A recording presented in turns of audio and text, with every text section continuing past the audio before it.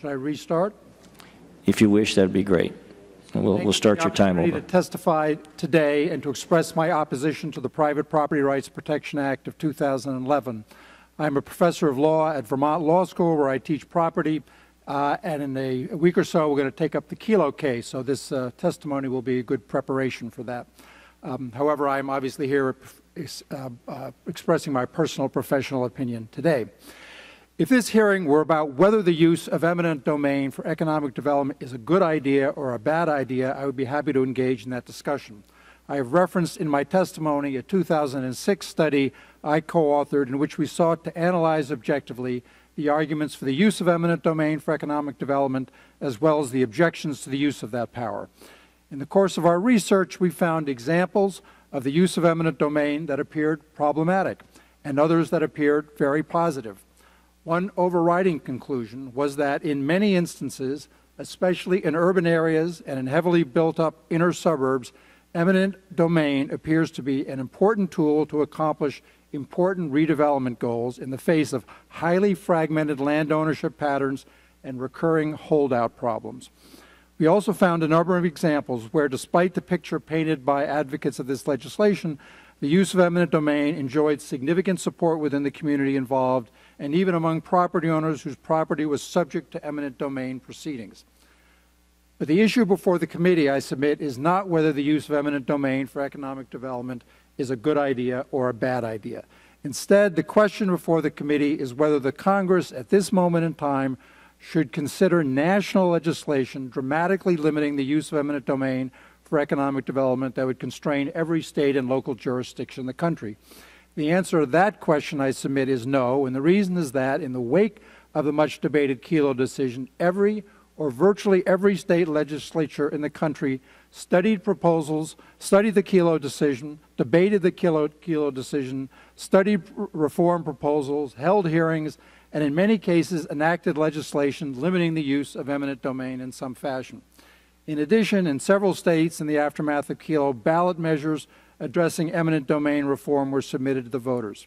All told, over 40 states, according to some estimates, over 4/5 of all the states in the nation have adopted some kind of post-Kelo reform measure. Some applaud these reforms and some criticize them. Some think they've gone too far, while others believe the states have not gone far enough. The critical bottom line, however, is the state legislatures, as well as the voters themselves in some states, have been fully and completely engaged in this issue. Given that the states have acted, or in some instances made a very conscious decision not to act, congressional intervention in this issue at this time is unnecessary, would be unwise as a matter of policy, and would be highly destructive of the recent efforts by the states to address this issue. It is unnecessary because the states have fully considered this issue, and as I say, more than 4/5 of the states have adopted changes in their eminent domain laws. So in effect, the message of the states to Congress on this issue is, been there, done that. It would be unwise for Congress to act because, as the very different responses of the states to this issue demonstrate, one size does not fit all.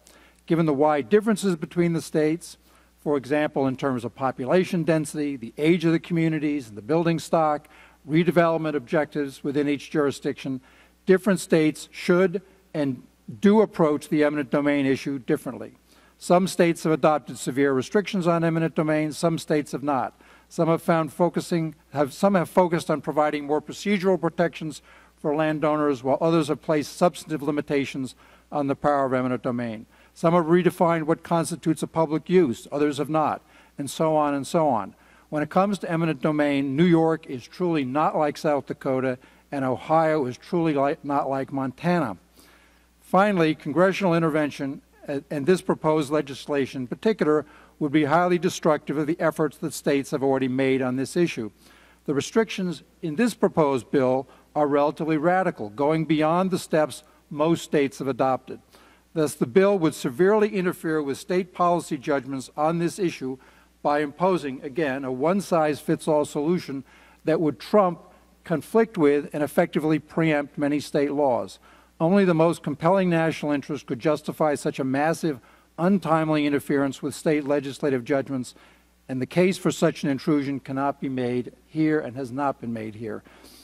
I could say a great deal more in opposition to this bill, but I believe my time has run out, so I'll reserve my additional points for the Q&A. Thank you, Mr. Chairman. I'm going to now recognize myself for 5 minutes for questions, and I'll begin with you, Ms. Berliner, if I can. Professor Echeverria argues that we should leave it to the states to decide what restrictions they want to place on the use of eminent domain, or the use eminent domain. However, this argument seems, in my mind, to ignore the Congress's role in deciding how federal tax dollars are spent, because the bill simply declares that federal economic development money will not be spent in states and localities that use eminent domain for private economic development. If states and localities want to use eminent domain for economic development purposes, even under the bill, they're still free to do so. They simply must forego receiving federal economic development funds. So my question, Ms. Berliner, is there, in your mind, is there any federalism problem with the legislation? There isn't. The reason that the bill was designed in the way that it's designed is that it complies with the U.S. Supreme Court's decision in South Dakota versus Dole about the way that Congress can do these kinds of restrictions, and it is indeed through the spending power. So Congress can't order a locality not to use eminent domain for economic development, but it can withhold its funds. Mm-hmm. So there's not a federalism problem, there's not a constitutional problem in that way. And again, what this bill does is it creates consistency across the states, which is indeed the role of Congress. Yeah. Well, some opponents of the legislation express concerns that if we restrict the ability of states and localities to take private property for private economic development purposes, that we will unduly stifle economic growth. And I'd like to hear your response to that argument. Well, there's a couple answers to that. One is we actually did a study, and it's been published now in a peer-reviewed journal as well, showing that among the states that did restrictions, and some of those did very minor restrictions that didn't really do anything, some did serious restrictions, there was no difference in the rate of economic growth based on the changes in eminent domain. It's also true that there are ways to do economic development locally without using eminent domain. And a good example of that actually is the city of Anaheim instituted a program for its redevelopment area that was quite significant, resulted in huge economic development increases, but did not use eminent domain. So there are tools available to cities to do development without eminent domain. And what this means, what this bill would mean, is that cities would have to either, if they really wanted to use economic development, eminent domain for economic development, do it without federal funding, or much more likely, they would find a way to do economic development without using eminent domain. It's perfectly possible, but despite the fact that every city in the country will tell you they only use it as a last resort, that's not true. And this would mean it would not get used nearly as much as it does now. Well, Ms. Berliner, some, of course, argue that the Private Property Rights Protection Act will make private economic development more difficult because without eminent domain, some property owners within a proposed redevelopment zone will just hold out and hold on to their property and not sell it. And I guess my question is, next, do we generally ignore constitutional protections such as free speech simply because enforcement would make things more difficult? Well, we certainly don't. The point of constitutional rights is they protect everyone. And that means with speech, sometimes the speech that is protected is undesirable speech. Sometimes it's wonderful speech.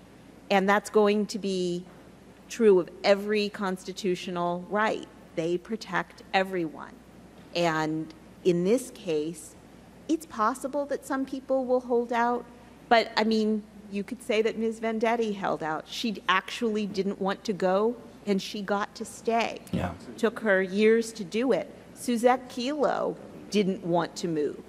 And what happens is a lot of people don't want to move either, but under the kind of pressure that's exerted during these projects, some of them give up. A lot of the people are elderly, a lot of them are not very educated, and they are not able to go through the stress of facing that sort of condemnation.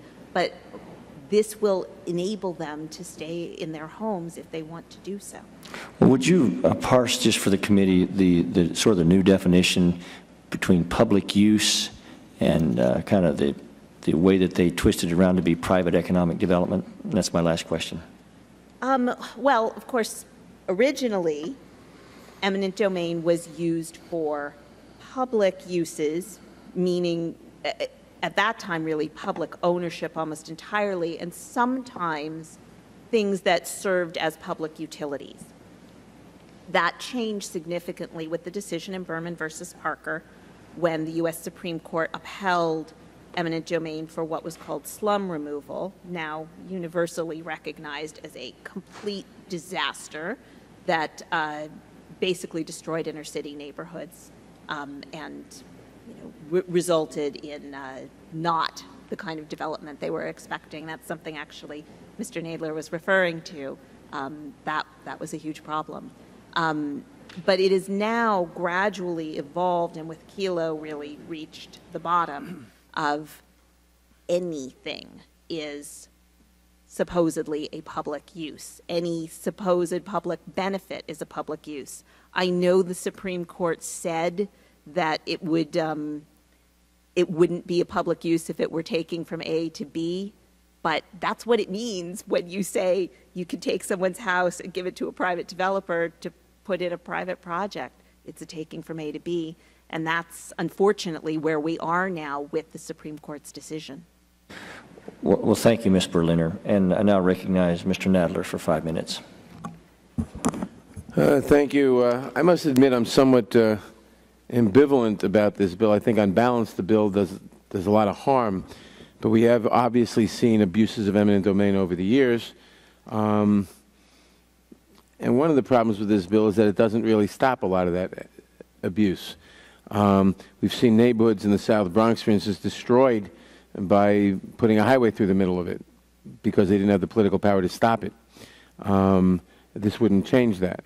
We've seen railroads, not so much in recent years, but in earlier years, given huge tracts of land, seized by eminent domain in some cases, in order to get them to build a line.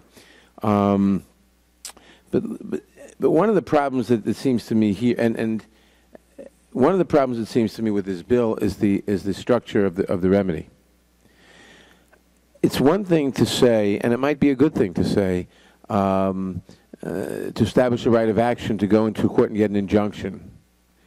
But to say to a local government or a state government,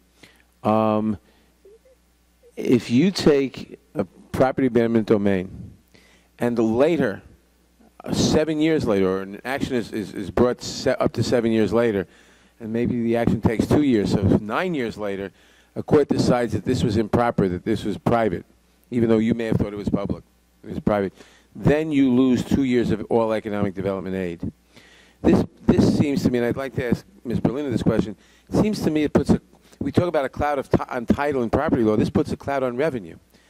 How does a state, which has no intention of, and maybe never does, abuse eminent domain, float bonds if its future revenue streams are subject to unpredictable revocation? Well, I think there were two questions in there. One was about if there is a way to include in the bill something that would deal with the situations where perhaps the construction of a highway destroys a residential neighborhood? No, that wasn't my real question. Okay. The question is, I'm saying that happened. I don't know how you write a bill to stop that.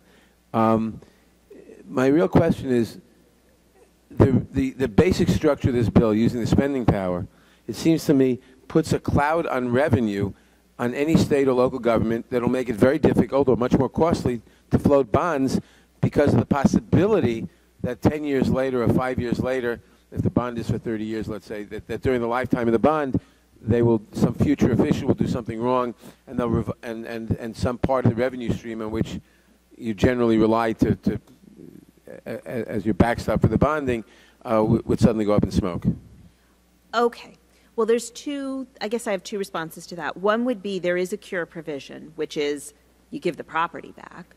The second is this wouldn't arise unless there was eminent domain going on. No, on the contrary. The possibility that that might happen in the future would be enough, I think, to cloud the revenue. I don't. I think the bond rating agencies would certainly do it. Let me ask Professor Echeverria, would you comment on that? You've done property. I think it's a very serious problem because it'll be hard for a community to know, based on the very vague and general terms of the statute, whether or not a private party, any private party, tenant, landowner, or the Attorney General could bring an action and upset an eminent domain that's long completed, at which point, presumably, the project would have to be upended. If that risk were out there, it seems very hard to know how a community could get a project underway to begin, and how they could get... But I'll go even further. If the state wanted to borrow money having nothing to do with that project for something else, the very possibility, and if no one had thought of that project yet, but the possibility that someone in the future may think of that project, and the state may fall afoul of this law in a completely unpredicted project, simply by introducing that uncertainty would cloud the revenue stream and increase the cost of borrowing the money and make it impossible to borrow the money for perfectly legitimate projects. For the entire community, for all purposes. Right. That's my point. I don't think that it would work like that. Well, there's a couple different issues. One is that states are virtually never the abusers. It's almost always... The local government, same question. The problem is, if this ever occurred in a local government, it was big enough, it could easily send the local government into bankruptcy. Even if they didn't, if you've got bonds out there, and now you lose your revenue because you made the wrong decision on a given project, that could easily send the local government into bankruptcy. It just wouldn't arise, though, without eminent domain. So I think what you're asking is there a way to achieve a determination of the validity of the eminent domain under this bill prior to 7 years, which, I mean, there may be, especially through the Attorney General. That seems to me like a way that you could address this without getting rid of the bill, but just having an easier way that the determination can be made. My time has expired. Thank you. Thank you, Mr. Nadler. And I now recognize the distinguished gentleman from Iowa, Mr. King, for 5 minutes. Thank you, Mr. Chairman. I thank the witnesses for your testimony. A few questions come to mind as I listen to the testimony, and I would turn first to Professor Echeverria. And I know you had more to say, so I'll give you some opportunity to do that. But I would like if you could target it on this. Looking at the Fifth Amendment, and could you tell me your understanding of why the phrase "for public use" exists in the Fifth Amendment? And under the definition or under the result that I think you've advocated, wouldn't that Fifth Amendment function just as well without that phrase "for public use"? I think the Supreme Court has said, and has said for 100 years, long before Berman, that the public use phrase imposes an obligation on the government to use the eminent domain power for a reasonable, rational public purpose.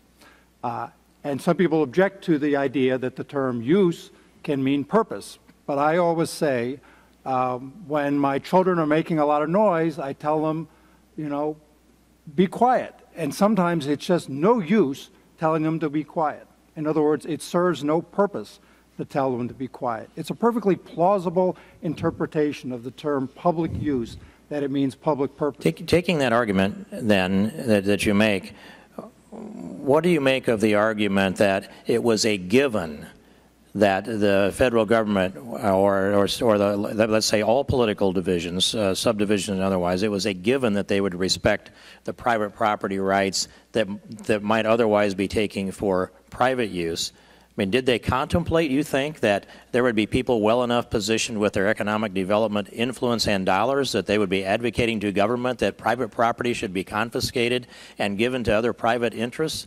Or was the you think, obviously I believe it was outside the scope of the thinking of our founding fathers when they drafted the Fifth Amendment. I'd ask how you'd respond to that. The U.S. Constitution has never been interpreted to prohibit the taking of private property for economic development. This is the federal Constitution. I might argue that that's what happened. But I'm just going to say that in the 19th century, when the Supreme Court focused in on this issue and said, how do we interpret this topic, they weren't focusing on urban redevelopment projects, obviously. They weren't focusing on Berman-type projects.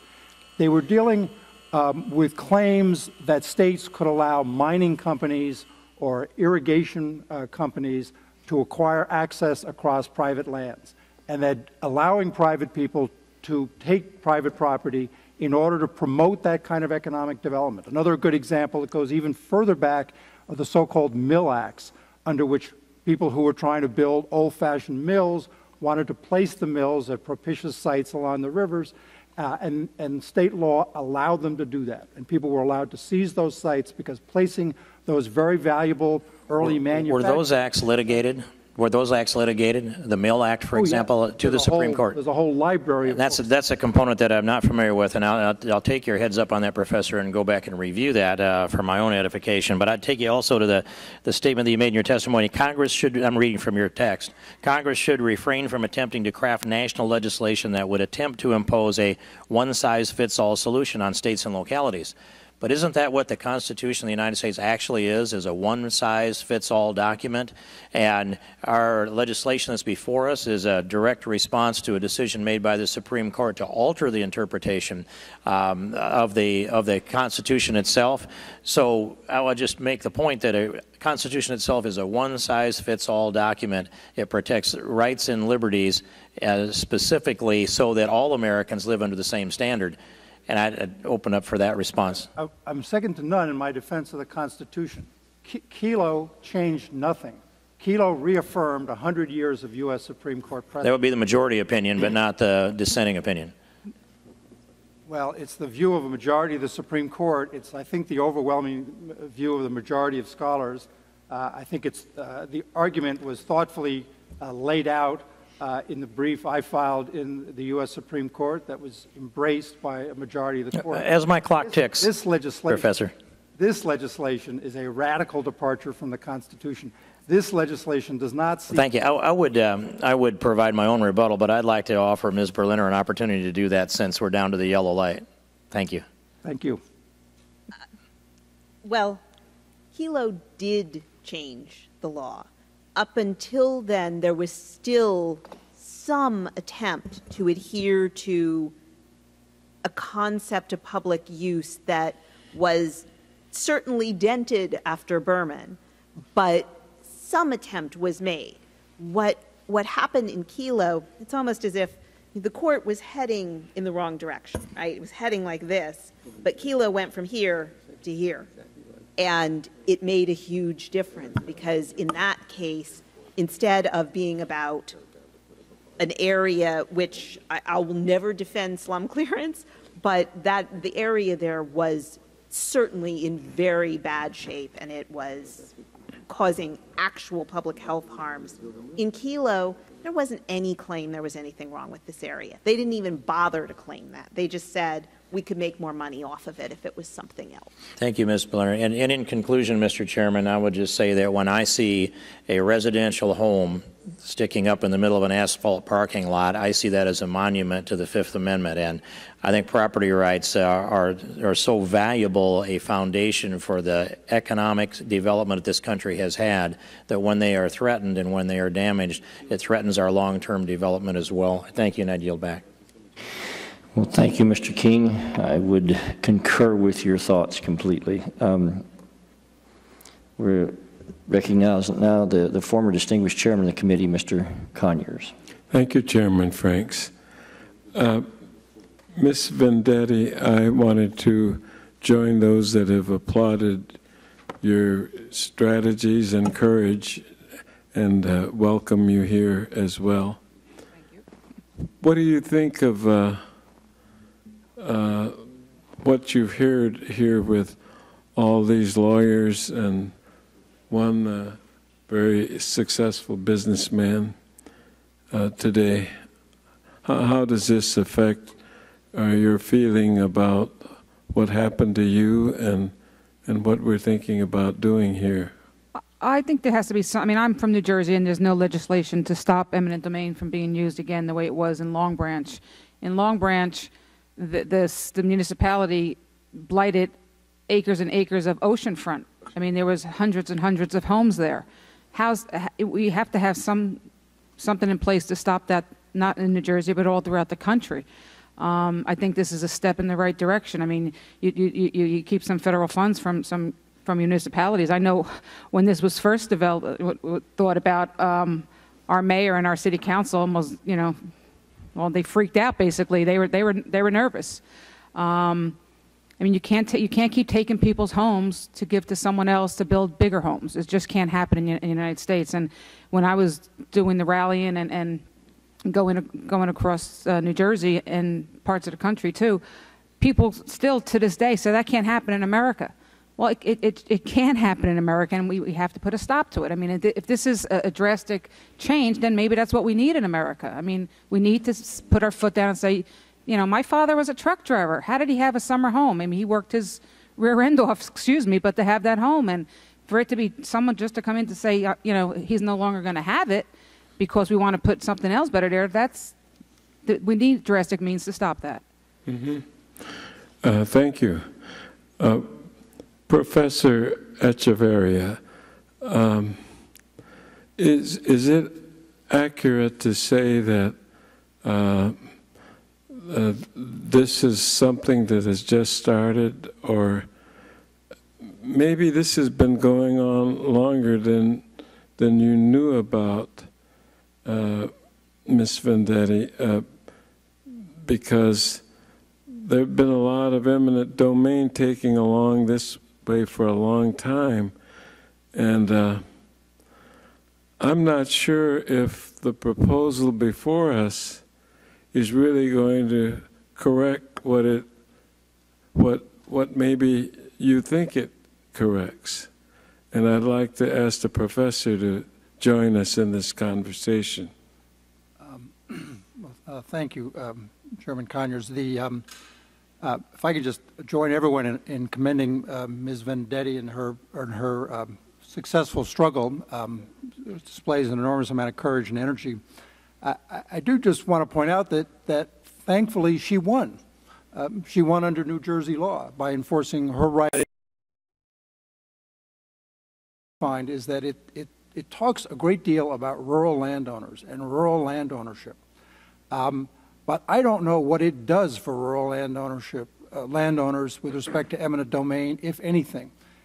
To my understanding, there are two big issues with respect to eminent domain that face rural landowners in the United States as we speak. One is large pipeline developments, particularly the Keystone Pipeline that is coming from Canada through the Dakotas, through Nebraska, through Wyoming. If you Google Keystone and landowners, you'll find innumerable articles about the controversies that are going on in those states about the use of eminent domain to take property for those pipelines. That's not part of this bill, even though it purports to protect rural property owners. The other controversy has to do with high transmission lines for the transport of electricity, an enormous issue in Virginia and other states. Landowners are embroiled in very contentious controversies over the siting of those facilities, the use of eminent domain. Again, not within the scope of this bill. If there's another eminent domain controversy where the use of eminent domain is being used in a way that threatens rural land ownership, that's within the scope of this Chairman bill. Franks, I don't know what it is. Might I get an additional minute? Absolutely. Please continue. I was essentially done. I just said that the threats that are being that rural landowners face as a result of eminent domain are types of eminent domain that are not addressed at all in this bill. And if there are other threats that are within the scope of this bill that do face rural landowners, I don't know what they are. Well, the reason I needed a minute more is that I wanted to ask you about the problem of minorities being removed through abusive condemnation actions. There's so much urban renewal that has gone on historically that it's called black removal. And I'm wondering what the effects of the Supreme Court decision and this bill have on that general consideration. Because after all, Mr. Chairman, the real problem for many of us is that this will not guarantee, this will not help that removal of poor people who can't go into court, can't go through long battles, legal battles, to win, as our distinguished witness did. Could you comment on that, please? Well, I think that the larger issue is I think that taking away the eminent domain power is a threat to urban America. The reality is that in urban areas, land ownership is very fragmented. It's very hard to get housing built, to get commercial redevelopment done without using the eminent domain power. An example that I'm very familiar with is the Skyland Mall in Anacostia, across the river from here. If you walk around that neighborhood and you quiz people, as I have done, and said, do you support the use of eminent domain so that we can rehabilitate this shopping center, the people you'll meet on the street, who, as you know, are by vast majority African Americans, will say, yes, indeed, we want this shopping center rehabilitated, and we want that done. It has not been done because there's been endless litigation in the D.C. courts trying to challenge the use of eminent domain to get that accomplished. So, I mean, that's an example where I think African Americans seeking redevelopment of their communities, in fact, support the use of eminent domain. Well, Mr. Chairman? I want to thank that. Mr. Chairman, can I ask you now, consent to ask one question? Yes, without objection. Thank you. Professor, we're aware, obviously, of the problem that the distinguished former chairman was talking about. Certainly occurred in New York years ago. My impression, and I want to ask if it's the correct impression, is that really since the 70s, since large-scale construction of public housing and subsidies were replaced by Section 8 and other things, that really hasn't happened in the last 30 or 40 years. Am I correct or not? That's my general impression, that you have to go back to the days of Robert Moses if you want to see real eminent domain abuse, and that in a sense we are in a much better environment. And the worst abuses, most of which I think, as you indicated, were associated with highway construction. But could it happen again? In other words, under the current state of the law, I haven't seen it happen for a long time. I mean, I certainly know of instances in New York history where it did 40 or 50 years ago, and it was called Negro removal and so forth. But could the city of New York or the city of Chicago or whatever condemn an entire neighborhood in order to put up I don't know, a new Lincoln Center or something today? Well, I think there are a couple of answers to that. I think as a matter of constitutional law, to contradict Ms. Berliner, I think Kelo actually places some additional constraints relative to Berman, and in particular the Midkiff precedent, which was ironically enough written by Justice O'Connor, which was sort of the high watermark of the use of eminent domain. The Supreme Court in Kelo emphasized the need for an inclusive public planning process in which people had an opportunity to comment, in which there was democratic participation, in which the public authorities laid out what they intended to do in the form of a comprehensive plan, and there was a full back and forth. But I think the more important, so I think that offers some protections, but I think the more important answer to your question is really a change in social attitudes, that we value communities more than we do, we respect the rights of minorities more than we used to, and I think it's hard to imagine in this in this day and age, those kinds of abuses occurring again. Let me, if I could, go ahead, since we extended the questioning here a little bit, and ask Ms. Berliner to comment on Mr. Nadler's question related to the notion that that there's a potential of black removal. I'm trying to use that. I mean, that's still perfectly possible under the law as it stands now, under the Supreme Court law, and this bill would actually do something to stop it. That is something that continues to happen. Again, there's a peer-reviewed article that came out recently showing that even within cities, the areas designated for eminent domain are the ones that are more minority areas than the rest of the city. And in fact, this bill does provide an avenue other than bringing a lawsuit, which I agree most people can't do, which is you can call the AG. You can call the Attorney General, tell them what's happening, and the Attorney General can figure out if something has happened. So there is an avenue built into this bill that doesn't require years of litigation by individuals who can't afford it. And that's one of the things about the bill that is extremely helpful.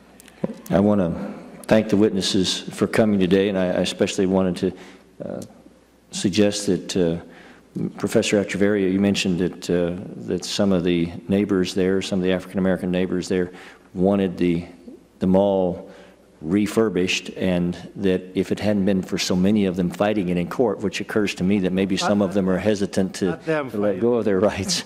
But in any case, let the record also suggest that someone had told me that I had gotten, when I called on the former chairman, I called him the distinguished former chairman, and somebody said I got those words a little bit wrong. I did not suggest that he was formerly distinguished. Not at all. In fact, I think he distinguished himself very well today. So, again, I would like to thank all the witnesses for their testimony today, and without objection, all members will have 5 legislative days to submit to the chair additional written questions for the witnesses, which we will forward and ask the witnesses to respond to as promptly as possible so that their answers can be made part of the record. Without objection, all members will have 5 legislative days to submit any additional materials for inclusion in the record. And with that, again, I thank the witnesses and the members here, and this hearing is adjourned.